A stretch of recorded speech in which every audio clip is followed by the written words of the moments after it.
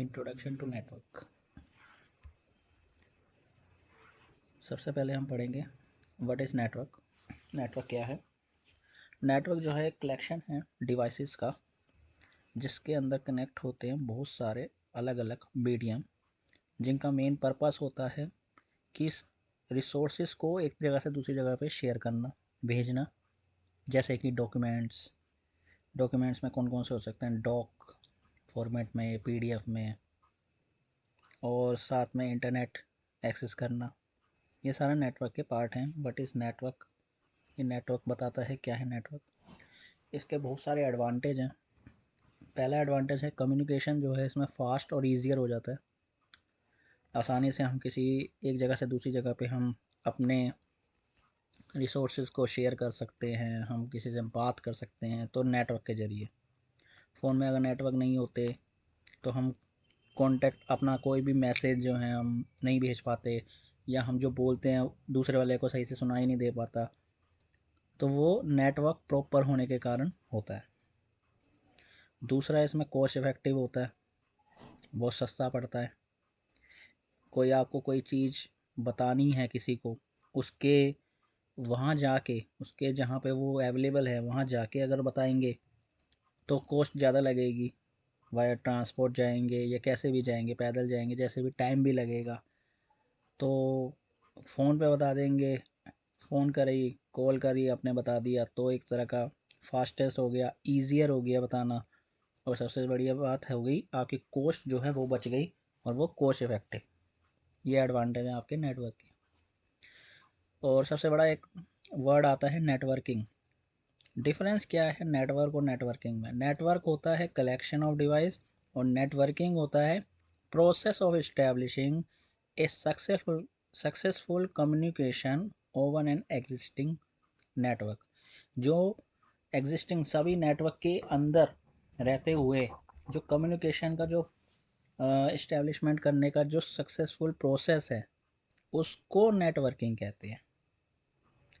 Network हो गया एक कलेक्शन ऑफ डिवाइस है, और उनको उसके अंदर जो हम डाटा को भेजते हैं उसको भेजने का जो तरीका है वो नेटवर्किंग है। प्रोटोकॉल्स तीसरा पॉइंट आता है, बहुत important. What is protocol? Protocol होते हैं जैसे एग्रीगेशन लगाते हैं हम,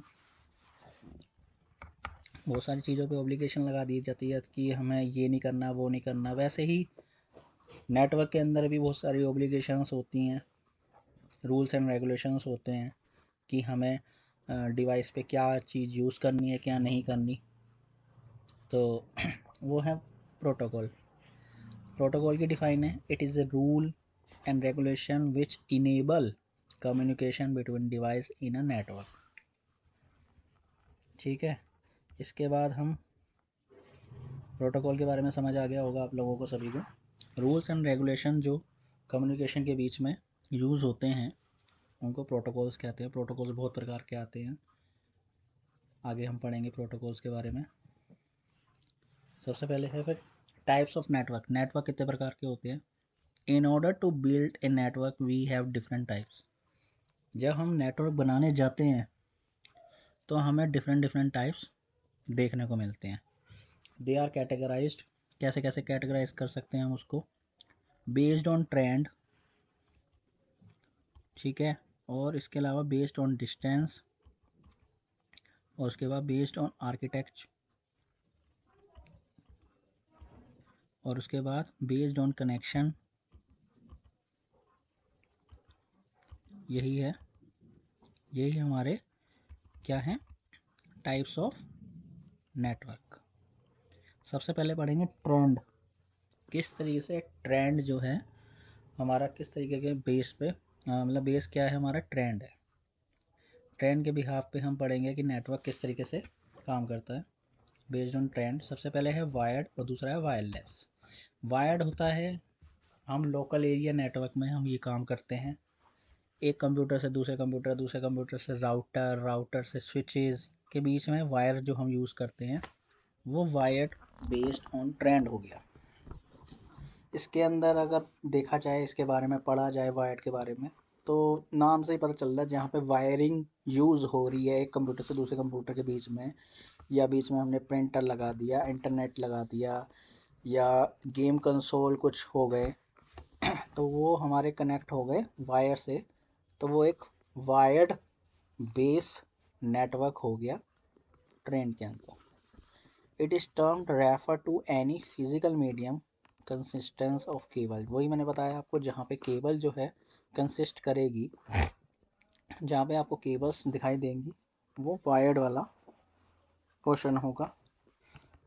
उसके बाद वायरलेस, किसी से भी हम जैसे बात कर रहे हैं और वायरलेस है बीच में, जैसे कि कोई प्रिंटर आते हैं आजकल वायरलेस वाले, या आपके घर में ब्लूटूथ वाले स्पीकर लगे होते हैं, तो वो वायरलेस, उनके बीच में कम्युनिकेशन होता है। कंप्यूटर से वायरलेस राउटर भी आते हैं, आपके घर में कई बार राउटर लगे होते हैं जिनमें वायरलेस होता है, 2 या 3 डंडी वाला या 4 डंडी वाला जो कहते हैं वायरलेस, तो उसकी रेंज बढ़ जाती है, बस उस काम के लिए होता है। तो एक तरह का वो वायरलेस ट्रेंड है किसका, नेटवर्क का। इसके बारे में, वायरलेस के बारे में अगर हम पढ़ें, तो it is termed refer to medium made of electromagnetic waves. Electromagnetic waves से हमारी जो मीडियम है, इसका मतलब भेजने का तरीका, वो बन जाता है। और इंफ्रारेड वेव्स, जब हमारे नेटवर्क एक जगह से दूसरी जगह जाते हैं, तो वो जो इंफ्रारेड वेव्स के ज़रिए जाते हैं, इनको हम इलेक्ट्रोमैग्नेटिक वेव्स भी कहते हैं। और all the wireless device will have antenna and sensor. जितने भी वायरलेस डिवाइस होंगे उनके अंदर आपको एंटीना देखने को मिलेगा या सेंसर देखने को मिलेगा। सेंसर का सबसे अच्छा एग्जांपल है प्रिंटर, आप देख सकते हैं उसमें कोई एंटीना नहीं निकला होता, उसके अंदर ही एक मशीन इनबिल्ट होती है, वो एक तरह का सेंसर होता है जो काम करता है आपका एक जगह से दूसरी जगह को डाटा को भेजने का। और वहीं दूसरा एग्जांपल है एंटीने का, जो कि राउटर पे लगे होते हैं, 4 डंडियाँ 2 डंडियाँ, वो डंडी नहीं होती, एक तरह की एंटीना होता है जो कि डाटा को एक जगह से दूसरी जगह भेजने के लिए काम आता है। अब दूसरी चीज़ है कि नेटवर्क का जो टाइप्स है वो है कि बेस्ड ऑन डिस्टेंस। डिस्टेंस पे ये डिपेंड करता है कि डिस्टेंस क्या, दूरी का है, पास का है, या क्या है। सबसे पहले आता है उसमें डिस्टेंस में लैन। लैन की फुल फॉर्म है लोकल एरिया नेटवर्क।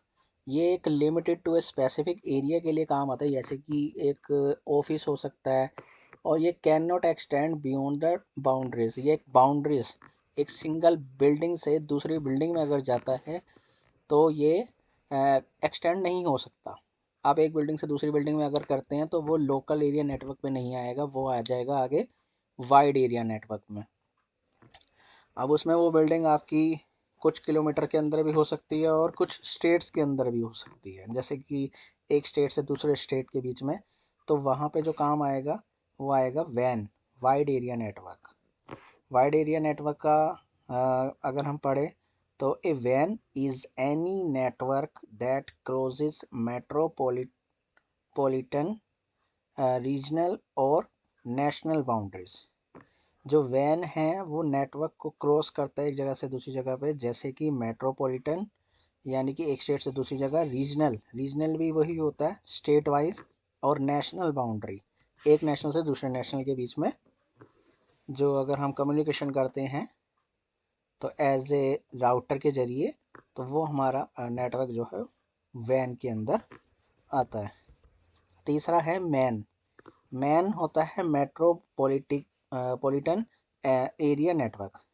इसमें एक सेंट्रल ऑफिस होगा और उसके अंडर हमारे अलग अलग वो होंगे, प्लेसेस होंगे, जैसे कि ब्रांच ऑफिस, 2 ब्रांच ऑफिस हो गए, एक फैक्ट्री हो गई, तो एक अलग अलग एरिया इसमें डिसाइड जुड़ के एक नेटवर्क बनाता है, जो उसको कहते हैं MAN, metropolitan area network. It refer to network that exist within a single city और मेट्रोपॉलिटन इफ एरिया।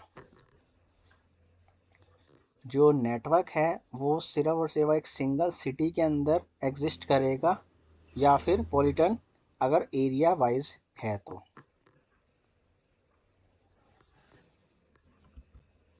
अब तीसरा पॉइंट है जो कि नेटवर्क का है, कि जो बेस होता है इसका आर्किटेक्चर है, आर्किटेक्ट पे बेस होता है ये। इसमें पहला पॉइंट है क्लाइंट सर्वर। क्लाइंट सर्वर के नाम से ही आपको समझ में आ रहा हो, क्लाइंट मतलब एज ए जैसे कस्टमर, और सर्वर यानी कि जो प्रोवाइडर है एज ए शॉपकीपर। तो क्लाइंट सर्वर डोमेन मॉडल एक बन के तैयार होता है। इसके अंदर एडवांटेज और डिसएडवांटेज के बारे में हमारे पास सामने आते हैं। सबसे पहले क्लाइंट एंड सर्वर के बारे में हम कुछ पढ़ेंगे। The server in a server based network में provide a number of different services. जो सर्वर है, सर्वर बेस के अंदर वो नेटवर्क जो है जो वो प्रोवाइड करता है नंबर ऑफ डिफरेंट सर्विसेज, अलग अलग प्रकार के सर्विसेज प्रोवाइड करता है। The services it will offer to the network usually are decided by the server role. Simple है, इसके अंदर हम जो भी सर्विस एक जगह से दूसरी जगह हम बताते हैं, भेजते हैं, तो हमें उस प्रकार से बताई जाती है कि आर्किटेक्चर हमारा किस तरीके का है। और इसी के कुछ एडवांटेज और डिसएडवांटेज भी हैं। एडवांटेज है इसका centralised, locating, assessing, managing files is easier हो जाती है। एडमिनिस्ट्रेटिव बर्डन इज़ रिड्यूस हो जाता है। और इसके बाद सेकंड है स्केबिलिटी, एडिंग। स्केबिलिटी के अंदर है adding, removing of computer is easier and it does not affect architect. इसका मतलब ये है कि जैसे कि अगर हम कुछ कंप्यूटर ऐड करने हैं या उस कंप्यूटर को हटाना है तो वो आसान हो जाता है हमारा। It does not affect the architecture, architecture पे कोई भी हमारा मतलब उसका जो ढांचा हमने जो बना के तैयार किया है उसमें कोई भी इफ़ेक्ट नहीं पड़ता, कोई भी प्रॉब्लम नहीं आती, वो वैसे का वैसे ही रहेगा। फ्लेक्सिबिलिटी भी वही है कि हम उसको कितना भी खींच सकते हैं, कितना भी सिकुड़ सकते हैं। Integration of new technology can be implemented, जैसे कि कोई नई टेक्नोलॉजी आती है तो उसको हम इम्प्लीमेंट कैसे करना है वो भी इसमें हमारा एडवांटेज में आ जाएगा। डिसएडवांटेज क्या है, ये बहुत एक्सपेंसिव पड़ जाता है, काफ़ी महंगा पड़ता है।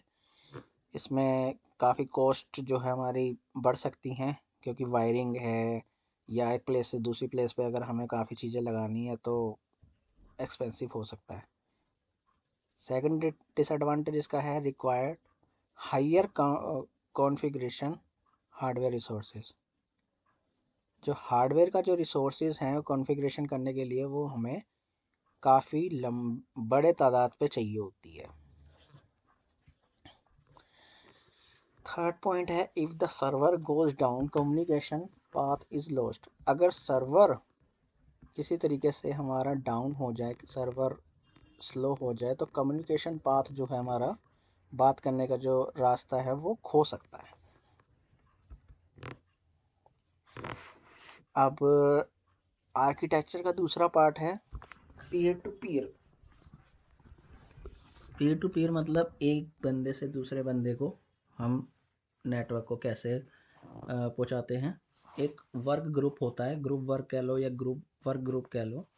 ग्रुप में जब हमारा कोई काम होता है तो हम एक प्लेस से दूसरे प्लेस पे अपने कम्युनिकेशन को ट्रांसफ़र करते रहते हैं। इसके बारे में अगर हम पढ़ें, a peer to peer network has no dedicated server.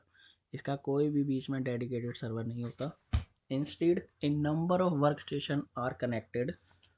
Number of workstation इसमें कनेक्टेड होते हैं टुगेदर आपस में एक साथ for the purpose of sharing information और डिवाइस, जिनका मेन पर्पस होता है कि इंफॉर्मेशन को शेयर करना या डिवाइस को शेयर करना।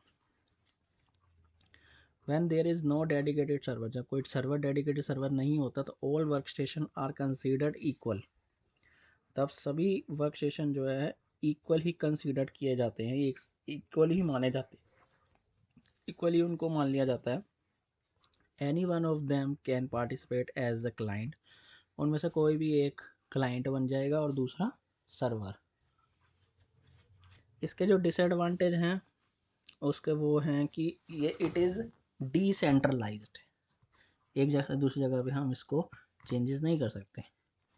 दूसरा, administrative burden is more. Administrative का इसका बहुत बड़ा बर्डन हो जाता है, उसके ऊपर बहुत बर्डन पड़ता है कि एडमिनिस्ट्रेटिव जो है पार्ट जो है इसका बहुत ज़्यादा हाई हो जाता है।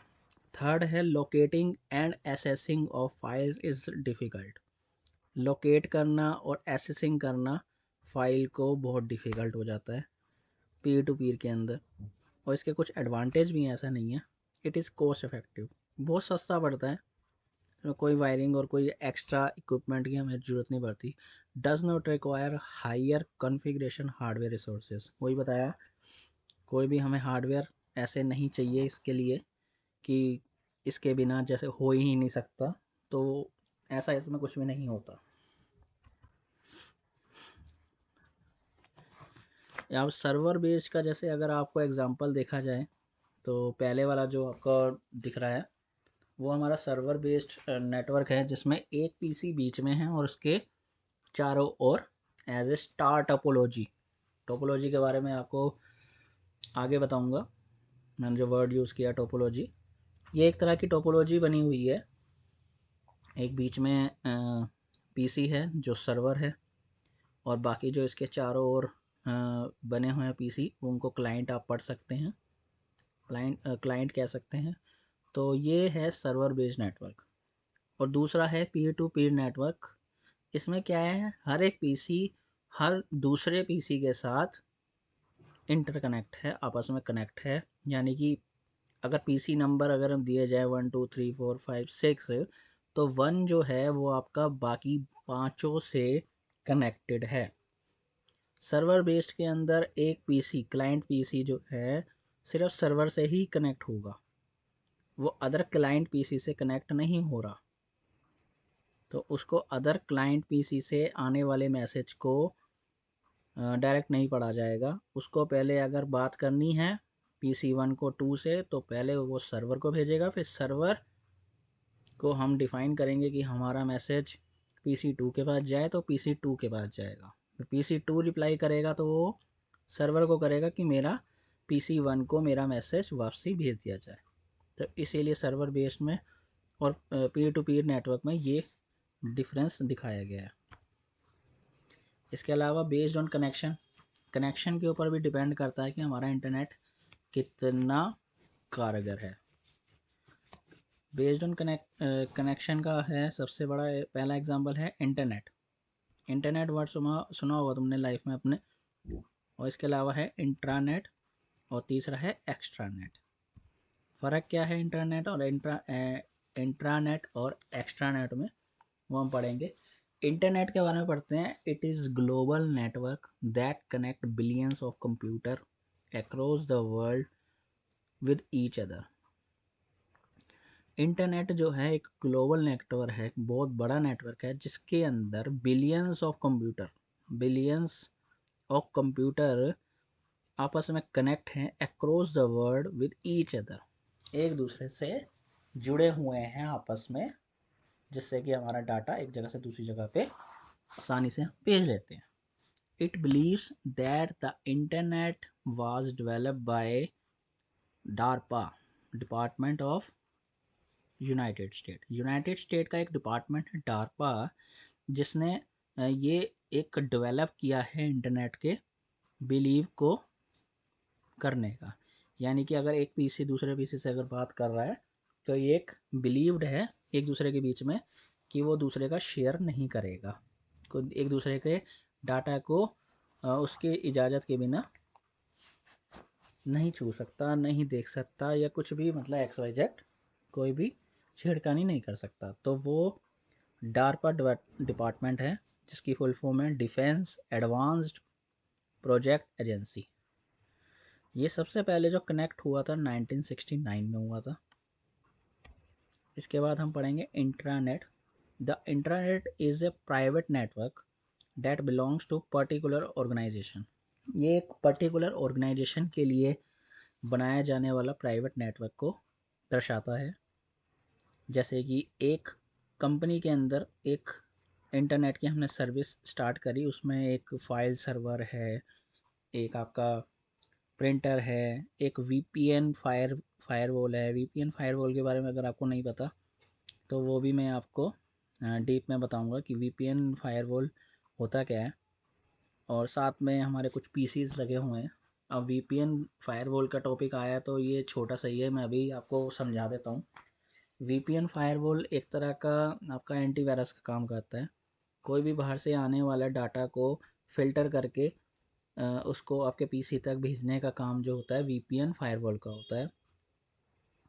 ठीक है, ये एक तरह का दीवार सी कवच बना देता है कि कोई भी अगर बाहर से इंटरनेट से कोई चीज़ आती है तो वो आप तक आपको पहले ही बता दे, दर्शा दे कि आप सतर्क रहिए। ठीक है, it is designed for the exclusive use of an organization and its associate such as employee, customer and other authorized people। ये इस तरीके से डिज़ाइन किया गया है कि जिससे कि ऑर्गेनाइजेशन के सभी एसोसिएट आपस में यूज़ कर सकें, जैसे कि एम्प्लॉय हैं, कस्टमर हैं, या कोई भी ऑथोराइज्ड पीपल जो है जिनके पास एक्सेस है यूज़र नेम पासवर्ड के तरीके से या कैसे भी एक्सेस हो, वो उसको यूज़ कर सके। The information on a company intranet would not be accessible to person on the internet because it is not for a public use। The information on company intranet में जो कंपनी में information जो है वो would not कभी भी accessible नहीं होती ऐसे पर्सन्स को इंटरनेट पे, क्योंकि ये कोई पब्लिक यूज़ नहीं है। ऐसा नहीं है कि कोई भी आया किसी ने भी यूज़ कर दिया। तो इसका मैंने अभी ऊपर बताया था, ये ऑथोराइज्ड पीपल के लिए ही होती है जिसके पास यूज़र नेम पासवर्ड हो या किसी भी तरीके से एक्सेस करने का परमिशन हो। अब तीसरा है extranet. If one extend his her internet out to select business partner और customer, they have created an extranet. अगर कोई एक एक्सटेंड मतलब अपने इंटरनेट को बढ़ाना चाहता है out to select business partner और कस्टमर तक, तो उसके बाद वो एक क्रिएट करेगा क्या, एक्स्ट्रानेट। एक्स्ट्रानेट मतलब हो गया कि हमें कंप्यूटर को अगर डाटा से बढ़ाना है, अगर हमें अपना दायरा बड़ा करना है, अगर एक कंपनी या एक कंपनी के अंदर एक बिल्डिंग से दूसरी बिल्डिंग तक अगर नेट को वो एक्सपेंड करना है तो हमें एक्स्ट्रा नेट की ज़रूरत पड़ती है। An extranet can not be used by anyone else external to the company except for those selective individual. वही कि अगर हमें कोई बाहर से अगर किसी को ऐड करना है तो वो नहीं ऐड हो सकता, सिर्फ कंपनी के ही ऐड होंगे। इसके बाद है हमारे कम्युनिकेशन के टाइप्स, किस तरीके से कम्युनिकेशन होती है। पहला है यूनिकास्ट, दूसरा है ब्रॉडकास्ट, तीसरा है मल्टीकास्ट। यूनिकास्ट में क्या है, this types of information transfer is useful when there is participating of single sender and single recipient. कोई एक भेजने वाला है और एक रिसीव करने वाला है तो वहाँ पे हमारा यूनिकास्ट यूज़ होता है। और सेकंड है, this types of information transfer is useful when there is a participate of single sender and all recipient. भेजने वाला एक है और सुनने वाले कहीं सारे, जैसे कि अभी मैं आपको मैसेज दे रहा हूँ, मैं ये समझा रहा हूँ, सिखा रहा हूँ, और देखने वाले जो लोग हैं आप भी हैं, आपके और कोई भी फ्रेंड्स भी देख सकते हैं। तो ये एक से अनेकों को अगर मैं अगर कर रहा हूँ तो ये एक एज ए ब्रॉडकास्ट का एग्जांपल कह सकते हो आप। तीसरा है मल्टीकास्ट। इन मल्टीकास्ट वन और मोर सेंडर, भेजने वाले एक या एक से ज़्यादा भी हो सकते हैं, एंड वन और मोर रिसिप्टेंट, रिसीव करने वाले भी एक या एक से ज़्यादा पार्टिसिपेंट हो सकते हैं डाटा ट्रांसफ़र ट्रैफिक के अंदर। मतलब भेजने वाले भी बहुत सारे हैं और रिसीव करने वाले भी बहुत सारे लोग हैं, वो हो गया मल्टीकास्ट। इतना ही डिफरेंस है इस तीनों में। इसके बाद हम पढ़ेंगे component required for establishing network. क्या क्या प्रोडक्ट की ज़रूरत पड़ती है, क्या क्या कंपोनेंट हमें चाहिए होते हैं नेटवर्क को करने के लिए, नेटवर्क को बिछाने के लिए, पहला है एंड डिवाइस। एंड डिवाइस कौन से होते हैं? जो आखिरी में यूज़ होते हैं, जैसे कि PC with NIC and NOS. NIC होने चाहिए उनमें और एनओएस प्रोवाइड होना चाहिए। दूसरा है मीडिया, किस मीडिया से हम भेज रहे हैं, यानी कि हमारा पाथ क्या है। तीसरा है नेटवर्किंग डिवाइस। नेटवर्किंग डिवाइस होनी चाहिए जैसे कि राउटर, सर्वर, स्विचिंग, हब, ये सारे जो हैं हमारे नेटवर्किंग डिवाइस हैं। और चौथा जो है प्रोटोकॉल, जो मैंने आपको पहले बताया था कि बीच में रोकथाम, रूल एंड रेगुलेशन होने ज़रूरी हैं। यहाँ तक ये नेटवर्क का सिर्फ इंट्रोडक्शन था जो मैंने अभी आपको समझाया। अगर किसी को कोई भी डाउट हो तो आप मेरे को इसी में ही मैसेज करके, कमेंट करके डीम कर सकते हैं। मैं पूरी कोशिश करूँगा जल्द से जल्द आपको मैसेज का रिप्लाई करने का, क्वेश्चन का रिप्लाई करने का।